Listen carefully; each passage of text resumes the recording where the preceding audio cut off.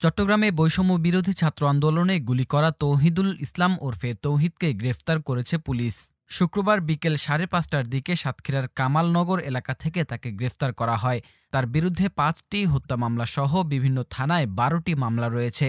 শনিবার নগরীর দামপাড়ায় সিএমপির এক প্রেস ব্রিফিংয়ে এসব তথ্য জানান উপ-পুলিশ কমিশনার মোহাম্মদ রইছ উদ্দিন।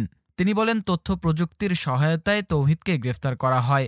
গত ৪ আগস্ট চাঁদগাঁওয়ের বিভিন্ন এলাকায় আগ্নেয়াস্ত্র নিয়ে ছাত্র জনতার আন্দোলনে নির্বিচার গুলি করার কথা স্বীকার করেছেন তৌহিদ।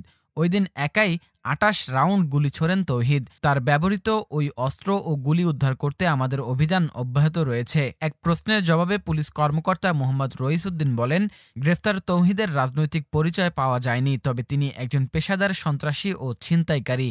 তার বিরুদ্ধে বিভিন্ন থানায় ১২টি মামলা রয়েছে। এই পুলিশ কর্মকর্তা আরও বলেন, জিজ্ঞাসাবাদে তার ব্যবহৃত অস্ত্রটি পাকিস্তানি শুটার গান বলে জানা গেছে এবং তার কাছে একাধিক অস্ত্র রয়েছে, যেগুলো উদ্ধারের জন্য আমরা এরই মধ্যে কাজ করছি। এদিকে গ্রেফতার তৌহিদুল ইসলাম জানান, চাঁদগাঁও এলাকার সাবেক সিটি কর্পোরেশন কাউন্সিলর ইসরারুল হক ইসরালের নির্দেশে ও টাকার বিনিময়ে তিনি ছাত্র জনতার উপর গুলিবর্ষণ করেন।